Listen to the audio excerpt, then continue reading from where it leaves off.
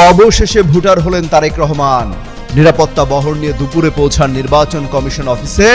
এর আগে জিয়ারত করেন ওসমান হাদির কবর।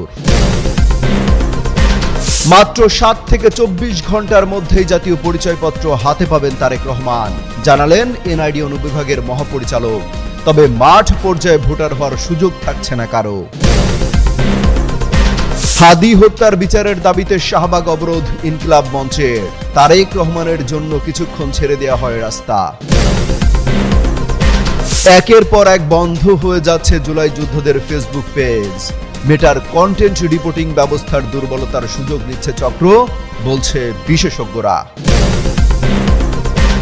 দীর্ঘ 3 মাস 27 দিন পর খোলা হলো পাগলা মসজিদের দান বাক্স।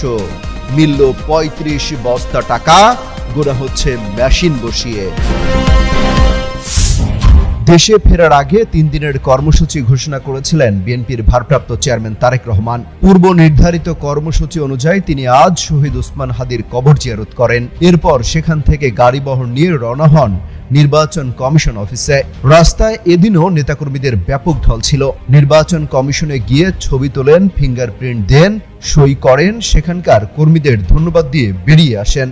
পূর্ব নির্ধারিত কর্মসূচি অনুযায়ী পঙ্গু হাসপাতালে যাওয়ার কথা ছিল তারেক রহমানের, তবে সেখানে জুলাই আহতরা কেউ না থাকায় সেই কর্মসূচি বাতিল করা হয়েছে।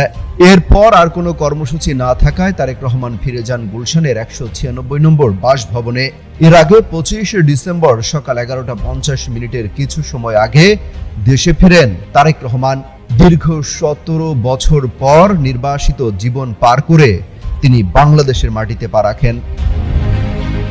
দেশে প্রথমবারের মতো ছবিসহ ভোটার তালিকা প্রণয়ন শুরু হয় 2007 সালে, যা চলে 2008 পর্যন্ত। সে বছরেই কারা মুক্তির পর উন্নত চিকিৎসার জন্য তারেক রহমান লন্ডনে যান। এরপর আর দেশে ফিরতে না পারায় তিনি ভোটার তালিকায় নাম লেখাতে পারেননি। রাজনৈতিক পট পরিবর্তনের পর তার স্ত্রী ডাক্তার জুবাইদা রহমান দেশে এসে ভোটার তালিকায় নাম লেখান। তারেক রহমানের মা বিএনপি চেয়ারপারসন খালেদা জিয়া 2008 সালের 29 নভেম্বর ক্যান্টনমেন্টের ঠিকানায় ভোটার হন। দীর্ঘ 17 বছর পর সপরিবারে দেশে ফেরেন বিএনপির ভারপ্রাপ্ত চেয়ারম্যান তারেক রহমান। শনিবার তিনি ভোটার তালিকায় নিবন্ধন করতে নির্বাচন কমিশনে যান। সেখানে সকল প্রক্রিয়া সম্পন্ন করেন। আবেদনের পর সর্বোচ্চ 24 ঘন্টার মধ্যে জাতীয় পরিচয়পত্র হাতে পাবেন তারেক রহমান। বিষয়টি নিশ্চিত করেন এনআইডি অনুবিভাগের মহাপরিচালক এএসএম হুমায়ুন কবির। তিনি বলেন, তারেক রহমান আবেদনের 7 ঘন্টার মধ্যে এনআইডি হাতে পাবেন। এই সময় না হলে সর্বোচ্চ 24 ঘন্টা সময় লাগতে পারে। তিনি জানান, ইসির মাঠ পর্যায় থেকে এখন ভোটার হওয়ার সুযোগ নেই, তবে তারেক রহমান এনআইডি করতে পারবেন। তফসিলের পরে ভোটার তালিকায় নাম তুলতে হলে কমিশনে আবেদন করতে হয়। এনআইডি ডিজি জানান,